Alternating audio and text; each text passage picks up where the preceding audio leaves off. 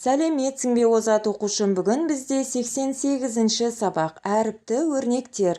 Әріпті өрнектерді оқимыз, жазамыз және олардың мәнін табатын боламыз.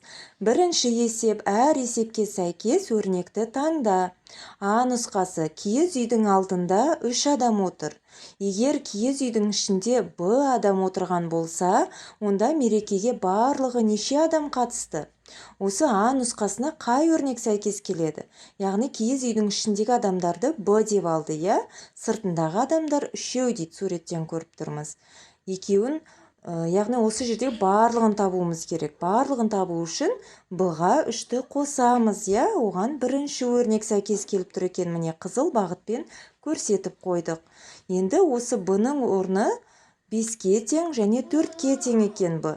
Соларды қойып, өрнектің мәнін тауып алайық кестедегі. 5-ке 3-ті қосамыз, 8 болды, және 4-ке 3-ті қосамыз, 7 болады екен. Өйткені Б-ның орнына біз 5 және 4 деген сандарды қойып, өрнектің мәнін табамыз. Келесі Ә нұсқасы. Егер киіз үйдің ішінде отырған Б адамның 3-еуі сыртқа шығып кетсе, онда киіз үйде неше адам қалды? Яғни киіз үйдің ішінде отырған адамдарды Б деп алдық, иә? Оның 3-еуі сыртқа шығып кетті. Яғни Б-дан 3-ті азайтамыз. Бұған екінші өрнек сәйкес келіп тұр екен, иә, бұл Ә нұсқасына. Енді осы жердегі Б-ның орнына 5 және 4-ті қойып, өрнектің мәнін тауып алайық. 5-тен 3-ті азайтамыз. 2 қалады, иә? 5-тен 4-ті азайтамыз. 1 қалады екен.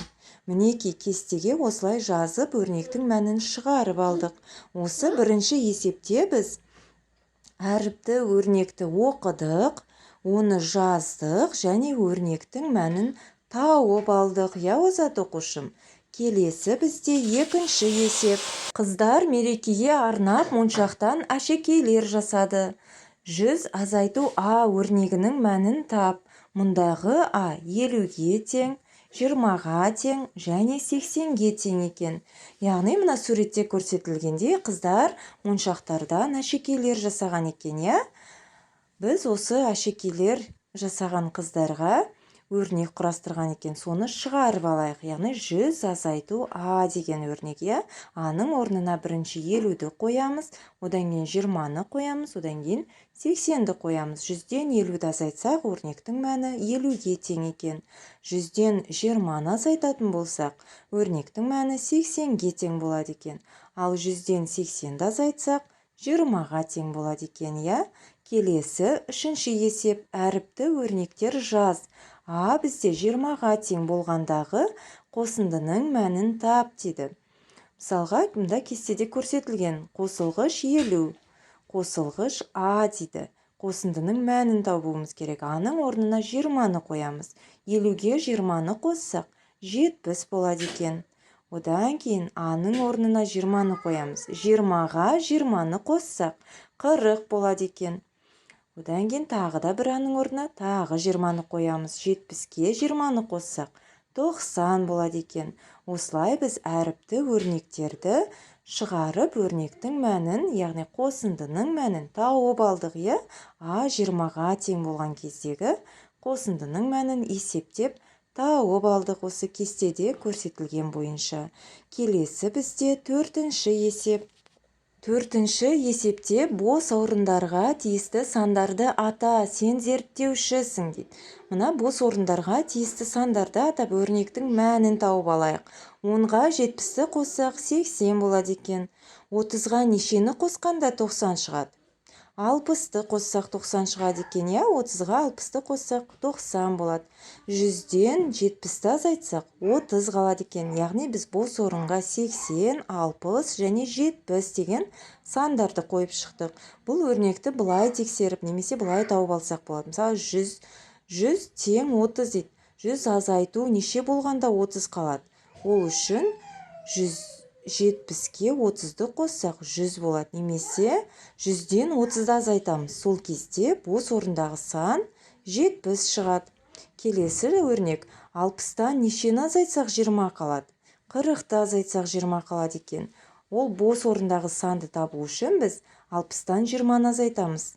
Сол кезде 40 шықты. Осы 40 санын бос орынға қоя салсақ болады екен. 50-ден 20-ны азайтсақ 30 болады екен, иә? Бұл жерде де бос орындағы 20 санын табу үшін біз 50-ден 30-ды азайтамыз. Сол кезде бос орынға қоятын 20 саны шығады екен. 70-ке нешені қосқанда 100 болады. Ол үшін 100-ден 70-ті азайтып көреміз, иә? Ойша. Сол кезде 30 қалады екен. Яғни бос орынға біз 30 деген санды қоямыз.